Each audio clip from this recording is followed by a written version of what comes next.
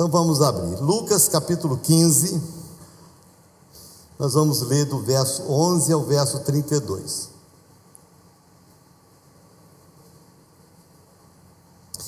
Continuou: certo homem tinha 2 filhos. O mais moço deles disse ao pai: Pai, dá-me a parte dos bens que me cabe. E ele lhes repartiu os haveres. Passados não muitos dias, o filho mais moço, ajuntando tudo que era seu, partiu para uma terra distante e lá dissipou todos os seus bens, vivendo dissolutamente. Depois de ter consumido tudo, sobreveio àquele país uma grande fome e ele começou a passar necessidade.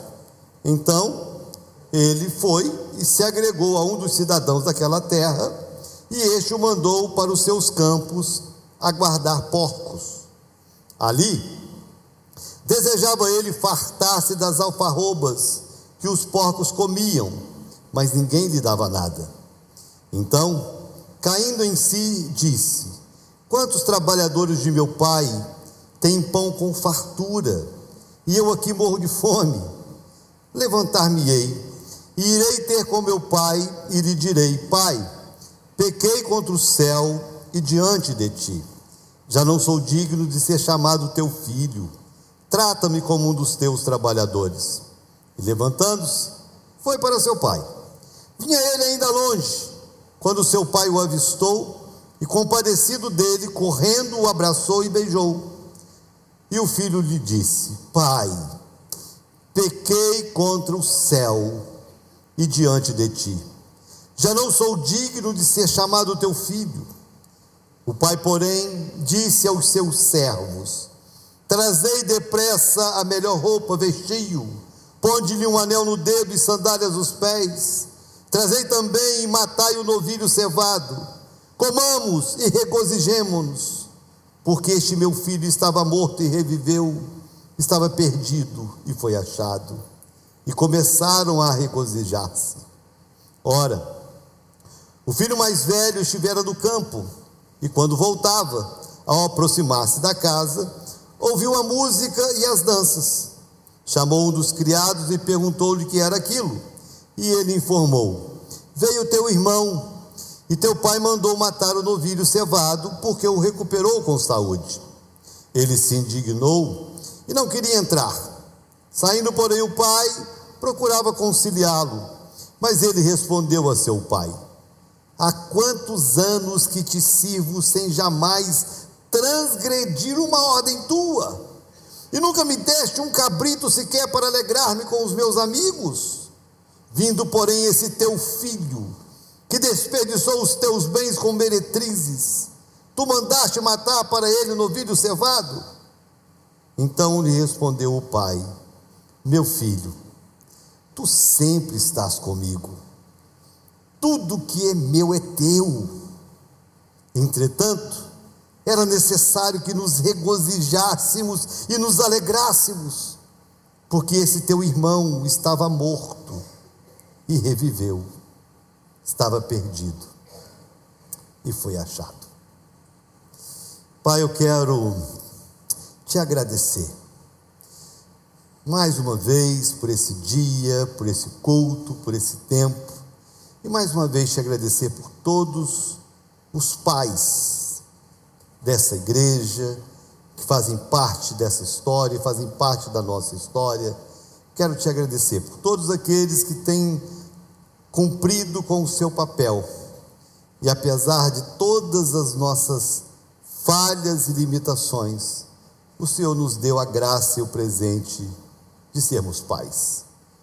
E eu oro para que a palavra desta noite, que fala do Pai dos pais, ela possa nos ensinar a sermos pais melhores, e também possamos aprender a olhar para o Senhor, não apenas como Deus que está acima de tudo e todos, mas olhar para o Senhor como Pai que está presente na nossa vida e no nosso dia a dia.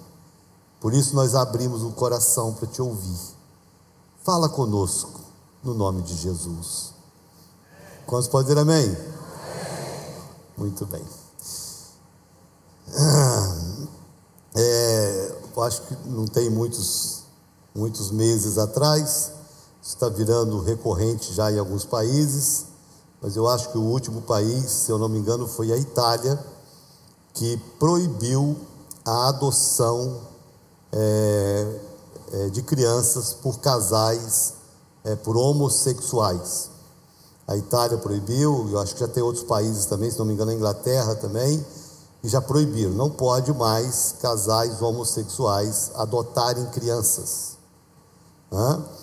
E eu acho uma decisão extremamente sábia, e para mim um dos motivos é isso aqui: a falta de referência paterna, ela é um prejuízo, é algo insubstituível. Então eu acho muito sábio que seja assim. Eu tenho pessoas próximas, e eu acho que cada um decide da sua vida, a gente respeita. Nós vivemos num país, e numa sociedade livre, onde as pessoas decidem o que fazer com o seu corpo. Então, essas loucuras que acontecem, do próprio homossexualismo, todas essas defesas, enfim, então a gente respeita, amém, mas quando se trata de criança e de paternidade, nada substitui a pessoa do pai, nada, porque a pessoa do pai representa a pessoa do próprio Deus, então não tem como substituir, não tem como. E Jesus vai usar uma parábola para falar sobre isso. Por mais que esse texto, para muitos, o personagem principal é o filho pródigo, se nós prestarmos atenção, não é. O personagem principal é o pai.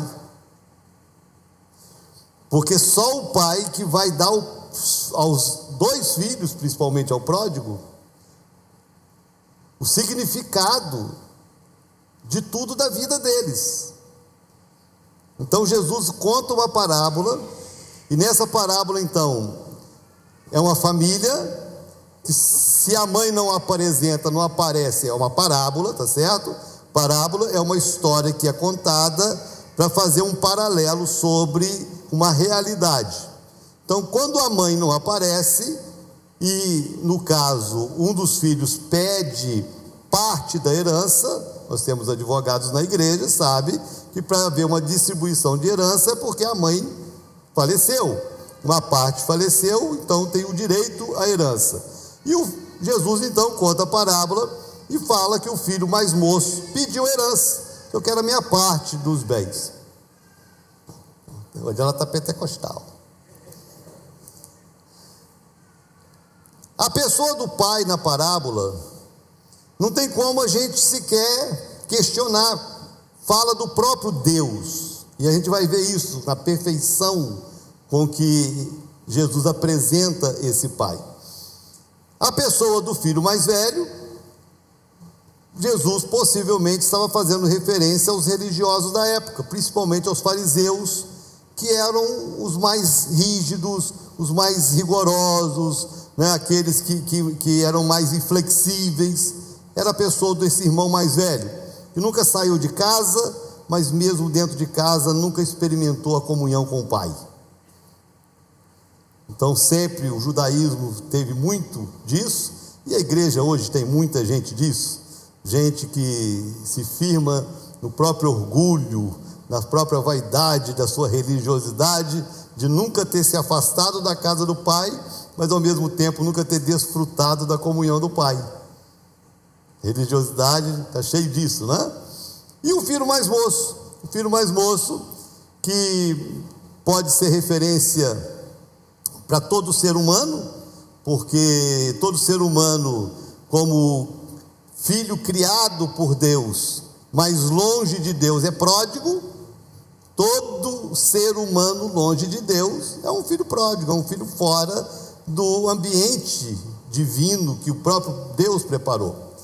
Também esse filho mais novo pode fazer referência a pessoas que um dia estiveram na casa, cristãos que um dia estiveram na casa, que experimentaram a graça da presença do Pai, mas que em algum momento decidiram sair, se afastar e cometer loucuras e besteiras, enfim, esse filho mais moço. Mas sendo uma parábola que Jesus contou para judeus, também pode fazer referência específica para os judeus, que sendo filhos de Abraão, descendentes da promessa, também se afastaram de Deus, se envolveram com práticas erradas e, enfim, viveram longe da presença do Pai. Então nós temos esses três personagens, mas como eu disse, o que dá sentido à parábola não são os filhos. O que dá sentido à parábola é o Pai. E esse Pai, ele nos ensina a respeito do próprio Deus. Eu queria que nós prestássemos atenção nessa palavra com esse foco, porque tem muita gente dentro da igreja, tem muita gente dentro da religião, tem muita gente que às vezes traumatizado com a vida, tem dificuldade de olhar para Deus como Pai. Às vezes não tem dificuldade de olhar para Ele como Senhor, não tem dificuldade de olhar para Ele como Salvador, né? Não tem dificuldade de olhar para Ele como Criador, como Deus perfeito, mas às vezes tem dificuldade de olhar para Ele como Pai. Isso é mais comum do que a gente imagina, né? Pessoas que às vezes tiveram traumas nos seus relacionamentos paternos, então elas transferem isso para a pessoa de Deus e tem essa dificuldade de olhar para Deus como Pai.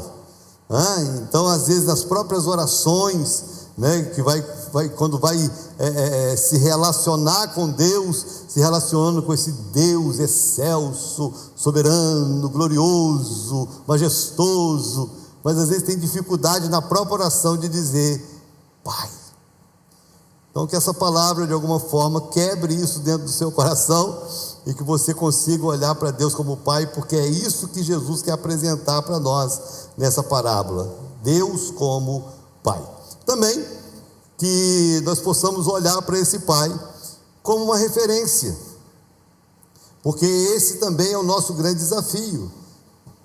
Deus precisa ser referência para nós em tudo, um modelo para nós em tudo. Então para nós pais também, principalmente para nós pais também, podemos olhar para esse texto e ver nele a nossa referência paterna. Então, baseado nisso, nós vamos falar sobre esse Pai dos pais, e que Pai é esse, como que Jesus gostaria que nós conhecêssemos o Pai e nos relacionássemos com Ele. Vamos lá. Primeiro, esse Pai é um Pai justo. Primeira revelação que Jesus quis trazer a respeito da pessoa do Pai é a respeito da justiça do Pai. Presta atenção, irmãos, por favor, presta atenção, porque essa revelação da justiça de Deus pode trazer muitas explicações, às vezes para questionamentos, para dúvidas que às vezes as pessoas têm. Tem gente que tem dificuldade de entender a justiça de Deus. Por que que Deus permite determinadas coisas? Por que que determinadas situações nos atingem? Por que que pessoas sofrem? Por que que pessoas passam determinadas restrições? Por quê? E geralmente quando essas coisas acontecem, consciente ou inconsciente, a primeira transferência de culpa é para Deus. Por que que Deus permitiu? Por que que Deus deixou? Por que que Deus? Onde estava Deus? E quando eu olho para esse texto e vejo a justiça de Deus na pessoa desse Pai, eu entendo onde sempre Deus esteve, no lugar dele. Porque quem saiu não foi o pai, quem saiu foi o filho.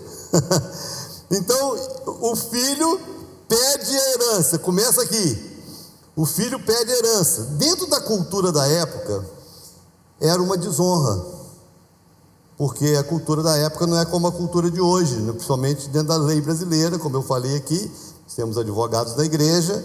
Quando um pai ou quando a mãe falece, metade dos bens adquiridos é dividido para os herdeiros. Na cultura antiga, não. Na cultura antiga, os bens só eram repartidos quando o pai morria. Então, quando o filho chega e fala, eu quero a minha parte, é como se o filho estivesse dizendo assim, eu quero que o senhor morra, mas eu quero a minha parte.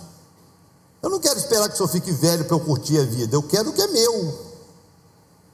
E o que é interessante é que o texto diz que o pai distribuiu a herança. E o texto não diz apenas que o pai deu a herança para o filho que pediu. O texto diz que o pai lhes repartiu os haveres. Então o pai revela uma justiça que só Deus pode ter. Ele não se sente constrangido, ele não se sente desonrado, ele simplesmente respeita o pedido do filho e ele atende, dando a parte do mais novo e dando a parte do mais velho. Ele é justo. Presta atenção. Ele é justo, ele dá. E ele sabia que esse filho ia pegar os bens e ia fazer bobagem. E ele não impede. Ele não impede. Ele deixa o filho ir. O nome disso é justiça. O filho perde tudo. E ele não intervém. Ele não interfere. Porque era um direito do filho decidir pela própria vida. Hoje pela manhã eu estava compartilhando um pouco, né, da nossa experiência paterna, né? Eu tenho 2 filhos homens, um com 26, outro com 22, os 2 casados, e eu os criei da mesma forma, pelo menos eu tentei, né? E até os 17 anos, sim era sim, não era não, e se falasse não acabou, e se falasse sim também, sempre foi assim. O dia que ele completava 18 anos, acabou a conversa. A vida é sua. Se me pedir conselho eu dou, se não pedir eu não dou. Às vezes eu me oferecia, mas se quisesse ouvir, ouvia, se não quisesse também, problema seu. Então às vezes perguntava, pai, eu posso ir? Eu falei assim, quem tem que saber se você pode ou não é você. Você tem 18 anos, a responsabilidade é sua. Você quer um conselho? Eu posso te dar um conselho, mas decidir sobre ir ou não ir, eu não posso mais. Você já tem 18 anos e a responsabilidade é sua. E assim eu criei os 2. Acertaram e erraram, mas eu não tenho o direito de interferir na decisão deles, porque o Deus justo respeita as minhas decisões. E aqui vem a resposta, porque tem um monte de gente quebrando a cara e colocando na conta de Deus. Você não tem que colocar na conta de Deus decisões que você mesmo tomou. Foi você que tomou a decisão. E o Pai justo vai respeitar a sua decisão.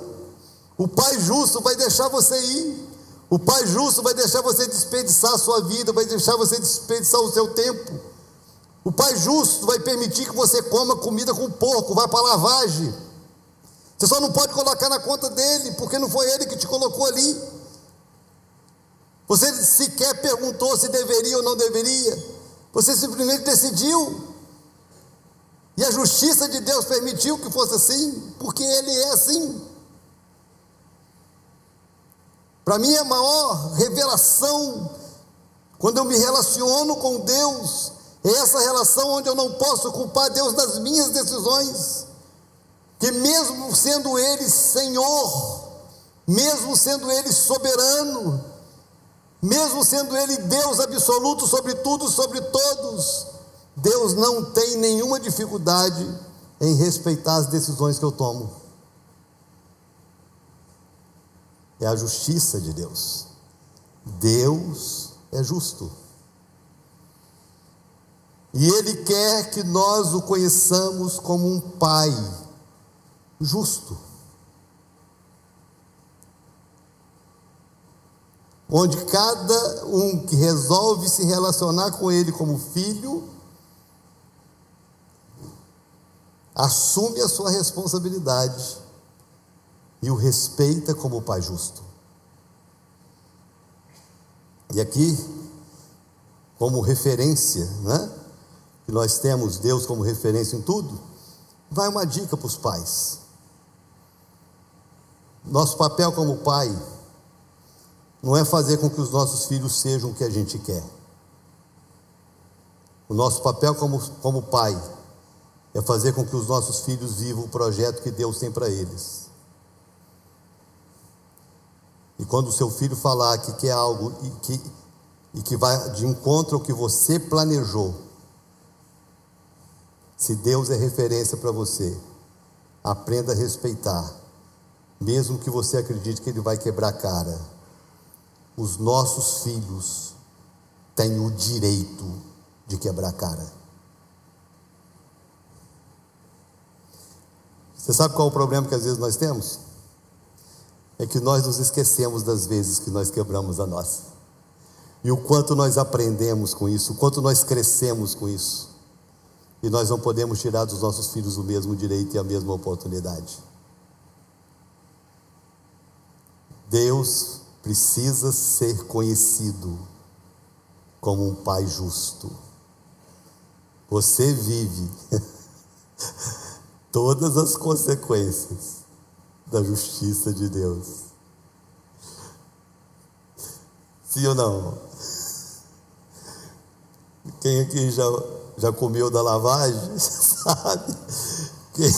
Quem aqui já foi lá pro chiqueiro, sabe? Então você pode se revoltar, querer arrumar culpados, mas se você tiver um mínimo de maturidade, você vai reconhecer que foi com as próprias pernas. E você colheu das decisões que você mesmo tomou. E o Pai justo respeitou cada uma delas. Segundo, além dele ser reconhecido e ser apresentado como esse Pai justo, ele também é apresentado aqui nessa parábola como um Pai de amor. E presta atenção, irmãos, porque as duas coisas são inseparáveis. Quando a gente estuda sobre os atributos de Deus, principalmente os que fazem parte da natureza de Deus, natureza é algo que é inerente, Ele é. Deus não tem práticas justas, Deus é justo. Deus não tem práticas de amor, Deus é amor. A essência de Deus é amor. É por isso que não tem nada que eu faça ou deixe de fazer que possa mudar o amor que Deus tem por mim. Então não tem nada que eu faça que possa aumentar Deus me amar, e não tem nada que eu faça que possa diminuir o amor que Deus tem, porque é a essência dele. E aqui, Jesus vai, numa parábola, falando desse Pai perfeito, ele apresenta esse Pai perfeito como um Pai de amor. O filho quer sair, ele não aprova, mas ele deixa. E nem por causa do erro do filho, ele deixa de amar o filho. E aqui é o grande confronto da nossa relação com o pai, não é verdade? Porque nós temos essa dificuldade. Quando alguém nos afronta, quando alguém nos decepciona, o nosso amor pela pessoa pode sim ser fragilizado. A gente vê isso muito em casais que um dia estão apaixonados, no outro dia não estão conseguindo nem olhar na cara um do outro. Um dia estão fazendo declaração de amor e outro dia estão se odiando. E às vezes tem pais que têm dificuldade de se relacionar com os erros dos filhos. Tem pais que às vezes têm dificuldade de se relacionar com as frustrações que às vezes os filhos promovem por estarem vivendo fora daquilo que ele gostaria que um filho vivesse. Então às vezes nós temos dificuldade de sustentar o amor quando alguém erra com a gente. Esse pai aqui não. O filho está em casa, ele ama o filho. O filho sai de casa, ele ama o filho. E as notícias chegavam, né? As notícias chegavam. E a prova que as notícias chegavam é que quando o irmão mais velho chega e tem aquela conversa, o irmão mais velho fala: não, porque esse teu filho gastou os bens com as meretrizes. Quer dizer, a notícia chegava: o seu filho está lá, está longe, está gastando com as prostitutas, está bebendo, está fumando, está se drogando, está se lascando, está lá queimando todo o dinheiro, todos os bens que o senhor acumulou a vida inteira, está lá, as notícias chegavam. Mas quando esse menino chega lá na porteira da fazenda, ele encontra um pai na janela, de coração aberto, com aquela expectativa: um dia ele volta, e o dia que ele voltar eu vou poder mostrar para ele o quanto eu amo, independente de todas as besteiras que ele fez a vida inteira. Esse é o pai do amor, que não me trata, apesar dos meus erros, apesar das minhas falhas, apesar das minhas decisões erradas, ele não deixa de me amar apesar disso. O amor de Deus não aprova os meus erros. O amor de Deus não aplaude as minhas quedas. Não. Mas Ele é suficiente para me aceitar apesar disso. Esse é o amor do Pai. Esse é o amor do Pai. E esse é um desafio para nós pais, né? Olhar para Deus como referência e poder amar apesar dos erros. É assim que Deus nos ama. Se Jesus, nessa parábola, traz essa referência, então essa eu acho que é uma excelente noite para você que entrou aqui, talvez cheio de culpas, cheio de traumas, cheio de medos. Eu acho que um dos maiores receios que as pessoas têm na sua relação com Deus é justamente a aceitação. Quando a gente olha para as nossas quedas, a dificuldade que nós temos de acreditar que Deus vai me aceitar depois de tudo que eu fiz. Não é assim? Às vezes ninguém sabe, mas nós sabemos. Às vezes ninguém nos acusa, mas nós nos acusamos. E quando isso acontece, nós temos dificuldade de acreditar que Deus vai me abraçar depois de tudo. Aí Jesus vem e conta uma parábola. O filho voltou, tão amado como ele era amado no dia que saiu. Nada pode mudar o amor de Deus por nós. Nada. Terceiro, além de ser um pai justo, além de ser um pai de amor, Jesus revela que esse pai perfeito também é um pai perdoador. Eu ouvi essa frase há muito tempo e ela me marcou. Deus ama perdoar. Não é que Deus ame os nossos erros, mas Deus ama o nosso arrependimento. Então Deus ama perdoar. E quando a gente olha para o texto, é lógico que o que chama mais a atenção da gente é o pródigo, o cara que estava lá, gastou tudo, desperdiçou tudo, né? Usou da sua vida, usou dos seus recursos, usou de tudo aquilo que o pai havia construído de maneira ilegítima, se prostituiu, enfim. E a gente olha, né, a capacidade desse pai em trazer de volta, em perdoar, em restaurar a vida dele. Mas também o filho mais velho, que às vezes é mais difícil perdoar os que nunca saíram do que perdoar os que reconheceram que já tiveram do chiqueiro. Porque parece que aqueles que nunca saíram não reconhecem a necessidade de arrependimento também, porque esse foi o argumento do filho mais velho. Eu nunca desobedeci uma ordem tua, eu nunca fiz nada de errado, sempre fui um filho íntegro, sempre estive aqui trabalhando.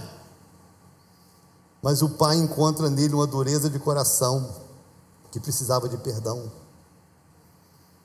O pai encontra nele um caráter julgador, condenador, que também precisava de perdão. Então tem perdão para o filho pródigo que faz bobagem, mas tem perdão para aquele que está dentro, rígido, julgando o que saiu. E a igreja está cheia de gente assim, não é verdade? Infelizmente, a igreja está cheia de gente assim, que tem dificuldade de aceitar quando alguém cai e quer voltar. E nós precisamos olhar para esse pai como referência. Se o Deus perfeito aceita o arrependimento de um filho pródigo, quem somos nós, irmãos imperfeitos, para não aceitar da mesma forma? Deus ama perdoar. Esse pai é um pai perdoador. Não tem ninguém que se volte arrependido para ele e não vai encontrar nele perdão. Tem perdão em Deus para nós. Tem perdão. Não importa o que você foi, o que você fez, não importa por onde você andou. Presta atenção, eu não estou fazendo apologia para o seu pecado, eu não estou defendendo as suas quedas, eu não estou aplaudindo os seus erros, longe disso, porque em momento algum isso é tratado aqui na própria parábola como algo desprezível. Não, isso é tratado aqui na parábola como algo muito sério, porque as comparações que Jesus faz nessa parábola são das coisas mais absurdas dentro da própria cultura bíblica, porque Jesus podia ter falado que ele foi cuidar de ovelhas, que ele foi plantar alguma coisa na fazenda do fulano. Não, Jesus vai usar os termos mais sujos, mais impuros para o judaísmo. Ele foi cuidar de porcos, e não se criava porcos dentro do judaísmo, porque o porco é um animal impuro. Quem tivesse contato com um porco não podia sequer entrar no templo, não podia sequer levar uma oferta para Deus, porque ele era impuro. E Jesus usa a palavra para dizer que o fundo do poço desse cara foi o chiqueiro. E Jesus olha e conta a parábola dizendo: ainda que tenha sido no chiqueiro, se houver arrependimento, tem perdão. Tem perdão. Não existe poço fundo demais que a graça de Deus não seja o suficiente para alcançar um arrependido. Presta atenção nisso. Porque se em algum momento da sua vida o diabo soprou no seu ouvido algo diferente dessa verdade,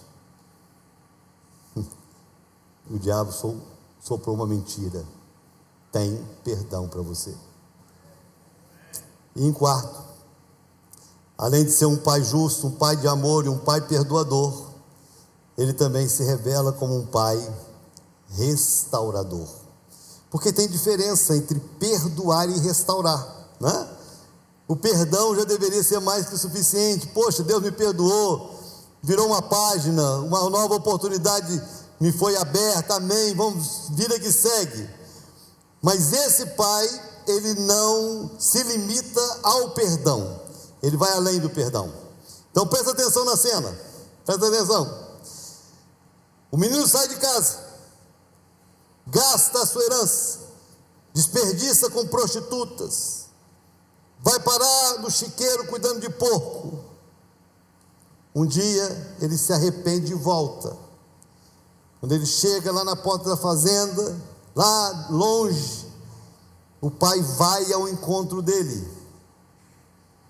O menino já tinha uma frase pronta, já tinha um discurso preparado: eu vou voltar para a casa do meu pai, porque os empregados da casa do meu pai têm pão com fartura, eu estou aqui morrendo de fome, e eu vou falar para o meu pai: pai, eu pequei contra o céu diante de ti, eu não sou digno de ser chamado nem de filho, mas deixa eu ser um empregado da fazenda. Ele foi com o discurso prontinho, e quando ele chega para o pai, e ele faz o discurso, o pai o interrompe, chama os empregados e fala: trazei a melhor roupa, põe-lhe um anel no dedo, sandálias nos pés, e pega aquele novilho cevado, nós vamos fazer uma festa.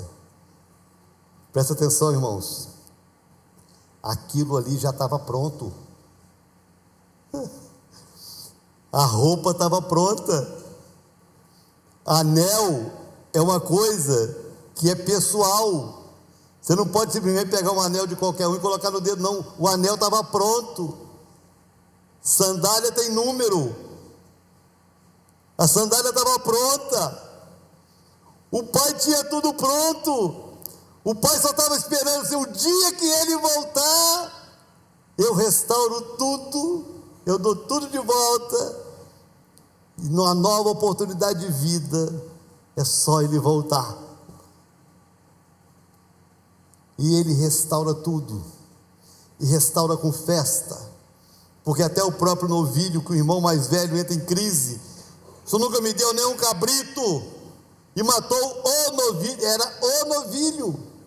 Na fazenda podia ter muitos novilhos, mas na parábola, possivelmente esse novilho, ele era muito específico. O pai, eu acho que o pai, no dia que esse menino saiu, o pai pegou o novilho e falou assim: vou engordar isso aqui, o dia que ele voltar eu mato esse,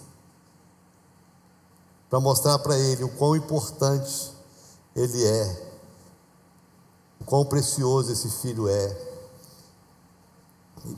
para que esse filho possa olhar para esse pai e ver o quão restaurador esse pai é capaz de ser. Existe restauração nesse pai. Existe. Então hoje, Dia dos Pais, eu não tenho mais o meu, e eu não sei que tipo de pai você teve, ou mesmo que tipo de pai você é, mas hoje eu queria convidar você a olhar para Deus como um pai perfeito. Deus é um pai perfeito, justo. O nosso maior desafio é conviver com isso, com a justiça de Deus, mas também um pai que é amor, que é perdoador e que é restaurador. É com esse Deus Pai que Jesus nos convida a nos relacionar. Se você até hoje olhou para Deus de uma maneira diferente, eu queria convidar você a converter os seus conceitos a respeito de Deus. Esse aqui é o Deus de Jesus, é o Deus da Bíblia, é o Deus da igreja, o Pai perfeito. Posso ouvir um amém? Amém. Vamos ficar de pé. Eu só queria apresentar esse Pai para você hoje.